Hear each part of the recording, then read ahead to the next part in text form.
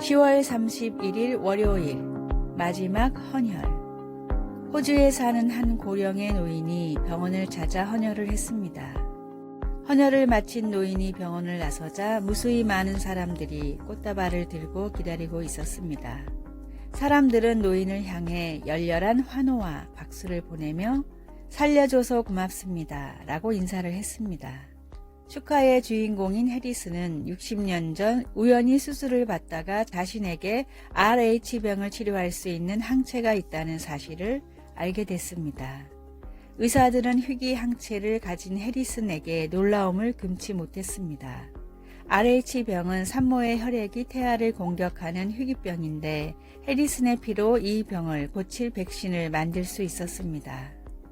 자신의 헌혈로 사람을 살릴 수 있다는 걸 알게 된 해리슨은 이후 2주마다 한 번도 거리지 않고 60년간 헌혈을 했습니다. 1173번의 헌혈을 통해 200만 명을 살린 해리슨은 81세가 되면서 호주법으로 더 이상 헌혈을 할 수가 없었습니다. 그래서 마지막 헌혈을 하던 날에 그동안 해리슨에게 도움을 받은 많은 부모와 자녀들이 병원으로 찾아와 감사를 표현한 것이었습니다. 한 사람의 삶이 수백만 명에게 생명을 선물로 줬듯이 예수님의 보혈로 모든 사람들이 구원받을 수 있습니다. 분명하고 유일한 진리이고 영원한 생명을 주는 예수님의 보혈을 세상에 힘써 전하십시오. 오늘의 말씀. 우리는 그리스도 안에서 그의 은혜의 풍성함을 따라 그의 피로 말미암아 속량 곧 죄 사함을 받았느니라. 에베소서 1장 7절. 오늘의 찬송 197장 은혜가 풍성한 하나님은. 오늘의 만나 나에게 주어진 것으로 영원한 생명을 주는 주님의 복음을 전하는 기회로 사용합시다.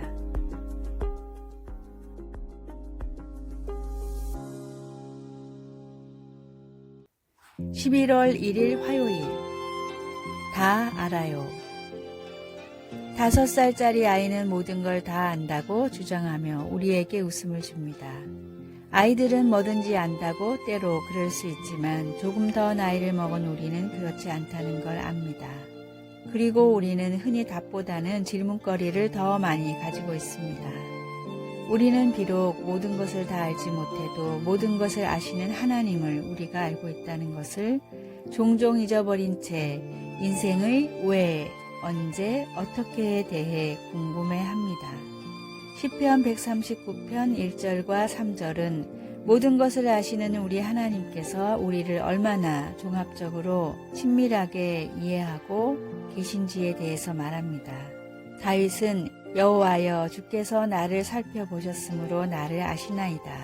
나의 모든 길과 내가 눕는 것을 살펴보셨으므로 나의 모든 행위를 익히 아시오니 라고 말합니다. 우리를 완벽하게 사랑하시고 오늘 우리가 맞닥뜨릴 문제를 모두 알고 계시며 인생의 모든 상황에서 우리를 돕는 최선의 방법을 아시는 하나님을 우리가 알고 있다는 사실이 얼마나 위안이 되는지 모릅니다. 우리의 지식에는 언제나 한계가 있지만 하나님을 아는 지식이 가장 중요합니다. 우리에게는 하나님을 아는 지식이 가장 중요합니다. 하나님은 가장 신뢰할 수 있는 분이기 때문입니다. 말씀. 나의 모든 길과 내가 눕는 것을 살펴보셨으므로 나의 모든 행위를 익히 아시오니. 시편 139편 3절. 찬송 407장 구주와 함께 나 죽었으니. 기도. 저에 대한 모든 것을 또 제게 필요한 모든 것을 아시는 주님 감사합니다. 아멘.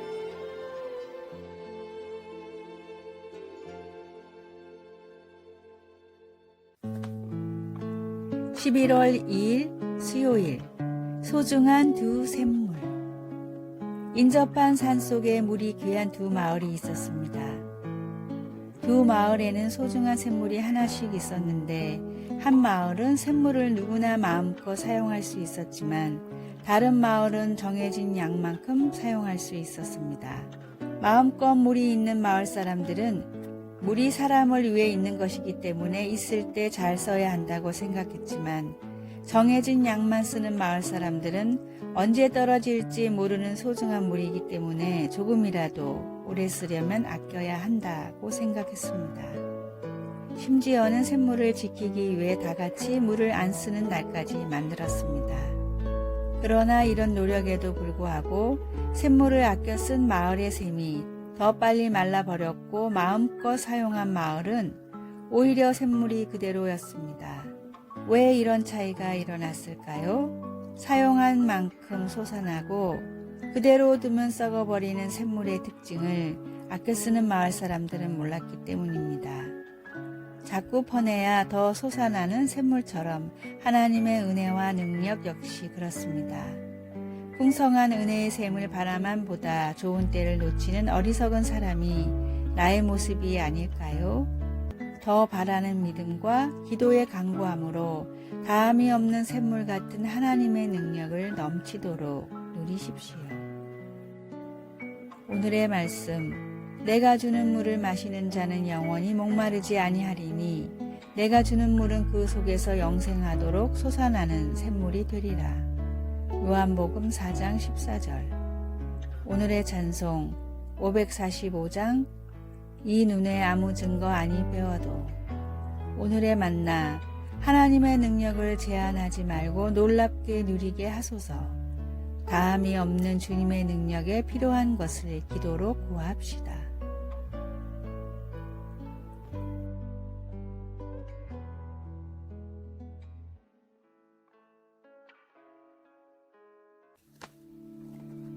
(11월 3일) 목요일. 멍게의 운명이 아닌 성장으로. 멍게는 특이한 생명체입니다. 바위와 조개 껍질에 붙어있는 멍게는 마치 부드러운 플라스틱 장난감처럼 보이기도 합니다. 멍게는 활발했던 어릴 때와는 달리 흐르는 물에서 영양분을 섭취하면서 수동적인 생활을 합니다. 멍게는 먹이를 찾고 자신을 보호하는 기능을 하는 원시적인 척수와 두뇌를 갖춘 올챙이 같은 모습으로 삶을 시작합니다. 어렸을 때는 바다를 탐색하며 시간을 보내지만 성체에 이르면 변화가 일어나 바위에 달라붙어서 탐색과 성장을 멈추어 버립니다. 그리고 자신의 뇌를 먹어치우는 섬뜩한 반전을 보여줍니다. 척추도 없이 생각도 없이 수동적으로 물결에 따라 사는 멍게. 베드로 사도는 우리에게 그런 멍게의 운명을 쫓지 말라고 권면합니다. 우리는 성장하도록 부르심을 받았고 그것은 곧 하나님의 성품에 참여하는 것을 의미합니다. 성장은 곧 정신적으로는 그리스도를 아는 지식을, 영적으로는 덕과 인내 그리고 절제의 모습을, 실제 삶에서는 서로 사랑하고 대접하며 각각 은사를 받은 대로 봉사하는 것을 더해 가는 것입니다. 베드로는 이 같은 성장을 통해 우리가 게으르지 않고 열매 없는 삶을 살지 않을 거라고 말합니다. 이 성장회로의 부르심은 10대뿐 아니라 70세의 사람에게도 똑같이 아주 중요합니다. 하나님의 성품은 바다처럼 광대한데 우리는 고작 몇 미터 밖에 나아가지 못했습니다. 하나님의 끝없는 성품을 탐구하며 새로운 영적 모험을 떠나 보십시오. 배우고 섬기며 위험을 감수해 내십시오. 성장하십시오. 말씀, 이런 것이 너희에게 있어 흡족한 즉 너희로 게으르지 않고 열매 없는 자가 되지 않게 하려니와. 베드로후서 1장 8절. 찬송 453장 예수 더 알기 원하네. 기도, 하나님 아버지, 매일 주님을 더 닮아가려는 열정을 저에게 주소서. 예수님의 이름으로 기도드립니다. 아멘.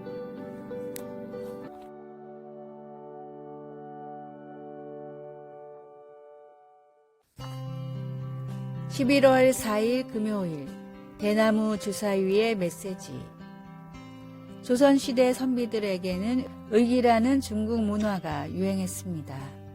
물컵처럼 생겼지만 정작 물을 부으면 쏟아져 버려 마실 수 없는 쓸모없는 컵인데 이 컵 주변에 청빈, 안분과 같은 분자의 교훈을 적어 부와 명예 같은 것들은 컵으로 빠져나가는 물과 같이 쓸모없는 것이며 정말 중요한 것을 잊지 말라는 일종의 교육용 도구였습니다.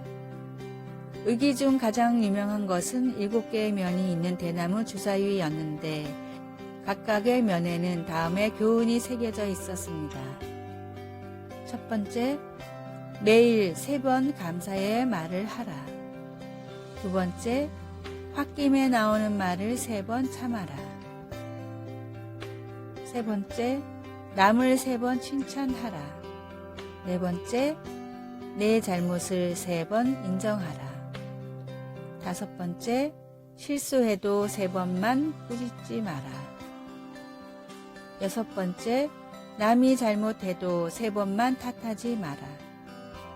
일곱 번째, 남의 흠을 3번만 헐뜯지 마라. 몸에 익히고 필요한 교훈은 가까이 두고 지켜야 합니다. 내 삶에 풍겨나는 그리스도의 향기를 위해 내 발의 등이고 내 마음에 비친 하나님의 말씀을 시시때때로 접하고 암송합시다. 오늘의 말씀, 주의 말씀대로 나를 붙들어 살게 하시고 내 소망이 부끄럽지 않게 하소서. 시편 119편 116절. 오늘의 찬송 201장 참 사람 되신 말씀. 오늘의 만나, 주님의 말씀을 내 삶에 더 가까이 두게 하소서. 가장 자주 쓰는 스마트폰을 볼 때마다 말씀을 한 구절씩 묵상합시다.